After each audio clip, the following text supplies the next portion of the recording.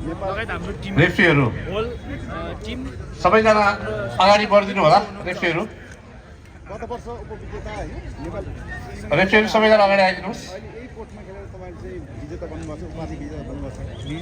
अगाडि तपाईँहरूको ध्वज सर रणनीति के थियो? लाई पनि अगाडि यो पुरस्कार वितरणमा सहभागी भइदिन अनुरोध गर्न चाहन्छु। सामाजिक सञ्जालहरूमा धेरै गाली गलाजहरू चाहिँ हामीले अँ। त्यही अनुसार चाहिँ हामी राष्ट्रिय र प्रादेशिक रेफ्रीहरू सम्पूर्ण आइदिनु होला।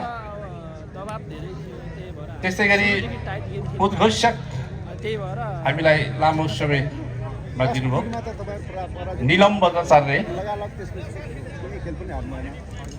त्यसमा चाहिँ तपाईँहरूको टिमको विशेष गरी तपाईँले बनाउनुको योजना होइन, अनि त्यसपछि साथीहरूको कम्बिनेसन अनि 3 पाकिस्तानी खेलाडीहरू के थियो? उहाँहरूसँग हामी सुरुमा कम्बिनेसन नमिलेर उहाँहरू हाम्रो नेपालको हावापानीसँग भिजिन नपाएर टाइम छोटो भएर चाहिँ कम्बिनेसन मिलिरहेको थिएन। पछिल्लो समय बिस्तारै बिस्तारै मिल्दै गयो, सबैसँग स्वयंसेवक मिल हुँदै गयो। का संयोजक ट्रेनिङहरू पनि गर्न पाइयो हामीले। लेख गुरुङ र उहाँसँग भएको टिम सबैजना आइदिनु होला।